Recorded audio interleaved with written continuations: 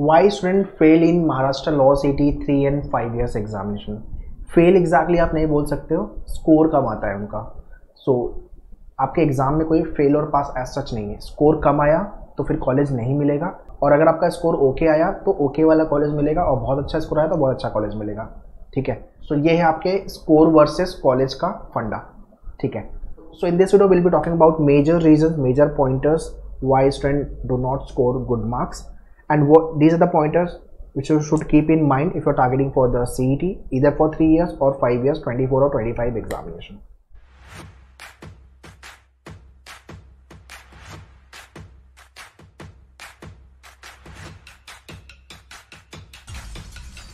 पहला जो सबसे बड़ा रीज़न है ना, मैंने मैक्सिमम स्टूडेंट में देखा है, lack of seriousness about the exam, about the college.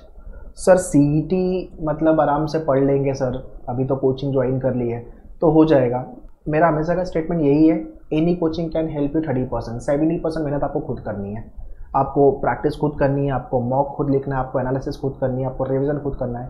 Coaching can guide you, give the resources, can teach you entire syllabus and shortcuts and all, mentorship guidance वो सब मिल जाएगी। ठीक है, बट मेहनत आपको करनी है। ठीक है, दूसरा, कॉलेज पहले सेट करो।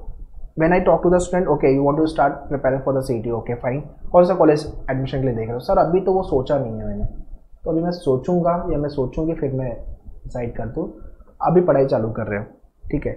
How can you start your preparation without deciding the college? यार कॉलेज देख के तो हमें एंट्रेंस क्यों है? कॉलेज में जाने के लिए, राइट? तो आपको कॉलेज तो पहले पता होना चाहिए। तो अगर मेरा ये वीडियो देख रहे हो, GLC IELTS all time I prefer number 1 and 2 college, and depending on और उसके बाद स्कोर के हिसाब से आपको कॉलेज आपका देख लो। अगर बहुत अच्छा स्कोर है तो GLC IELTS भाई ऑल टाइम एवरग्रीन कॉलेज है। ठीक है, so this is the reason number 1।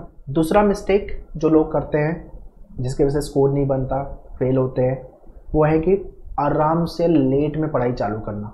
आराम से मतलब एग्ज़ाम के 2 महीना 3 महीना पहले जाग रहे हैं, 1 महीना पहले जाग रहे हैं, 1 हफ्ता पहले जाग रहे हैं, कुछ तो ऐसे भी लोग मिले हैं। तो भाई थोड़ा सा टाइम लेके पढ़ो, 1 साल 6 महीना एटलीस्ट तो टाइम होना चाहिए, सो दैट हम गलतियां भी करें, पूरा सिलेबस भी पढ़े और गलतियों को इम्प्रूव करने का भी टाइम मिले हमें। अगर आपने लास्ट में पढ़ाई चालू की है तो आपका सिलेबस ही कवर होगा।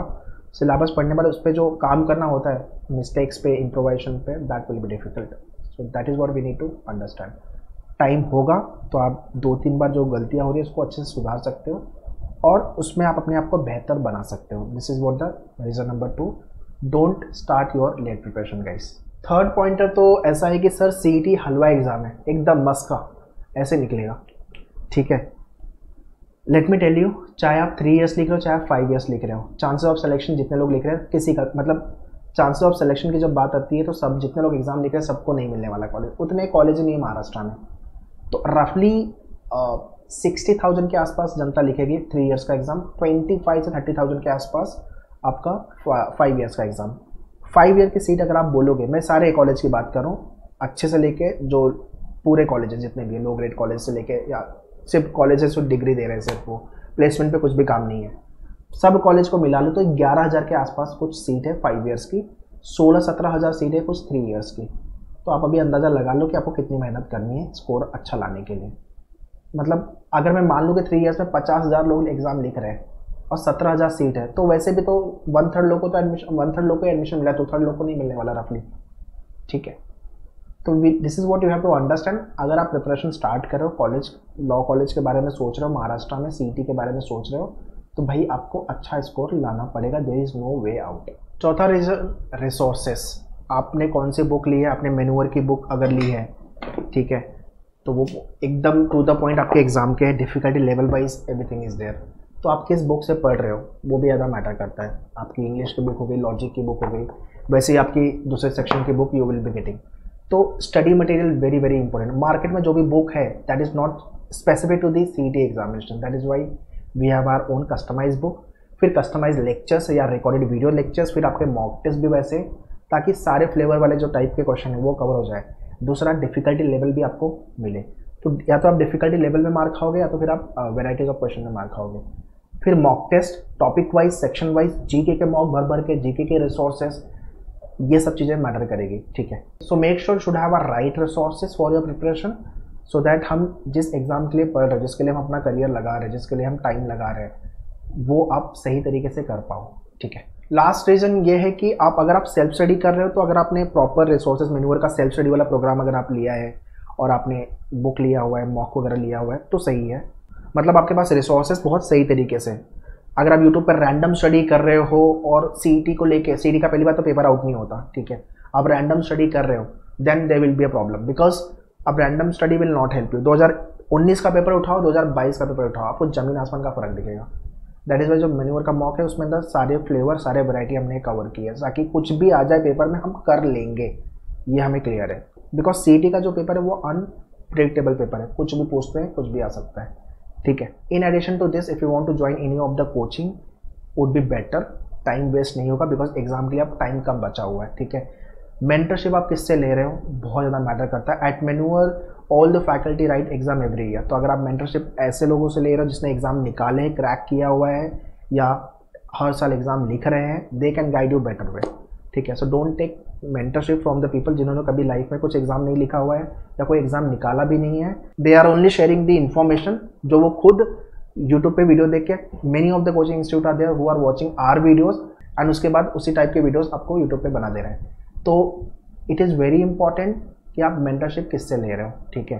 सो आपके पास एक कॉन्क्रीट इन्फॉर्मेशन एग्जाम के रिलेटेड होनी चाहिए, एग्जाम की डिफिकल्टी लेवल में। तो मतलब मुझे तो सारे क्वेश्चन टाइप से लेकर टॉपिक सारे याद है वेटेज के साथ। सो मैंने पूरी एनालिसिस भी आपको ऑलरेडी दी हुई है। And every year I am writing CET, हर साल मैं एनालिसिस देता हूँ सारे बच्चों को। इनफैक्ट स्लॉट वाइज होता है, तो मेरा अगर पहला स्लॉट भी नहीं आया तो मैं I go to the centre, I talk to the student and I help to the student कि भाई ऐसे ऐसे क्वेश्चन आ रहे हैं, तो इस तरह से प्रिपेयर रहो। ठीक है। So do take coaching, guidance, mentorship from the people who have done something with regards to the entrance, उन्होंने एग्जाम लिखे हुए, वो आपको बेटर तरीके से गाइड कर पाएंगे। तो गाइडेंस बहुत ज़्यादा मैटर करता है।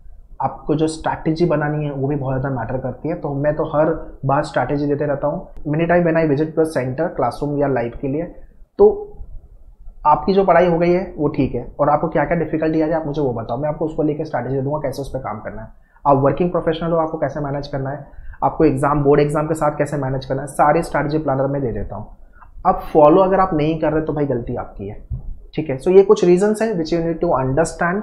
अगर आपको एग्जाम निकालना है तो ये सब रीजंस को दिमाग में रख के ये गलती आपको नहीं करनी है, फेल नहीं होना, स्कोर कम नहीं लाना, अच्छा स्कोर लेके आओ, अच्छे कॉलेज में एडमिशन। बाकी प्रिपरेशन को लेकर के सारी इन्फॉर्मेशन में डिस्कशन में दिया हुआ है।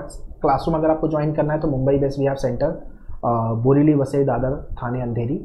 बट अगर आप मुंबई बेस्ड नहीं हो तो लाइव क्लासेस के लिए इस पर कॉल कर सकते हो। ये वीडियो शेयर कर देना हर एक बंदे को जो 5 इयर्स या 3 इयर्स सीईटी 24-25 का लिख रहा है, उसको भी सब चीज़ें पता होना चाहिए। ये गलतियाँ उसको बिल्कुल नहीं करनी है, अवॉइड करनी है। ठीक है। So prepare well, all the best, thank you.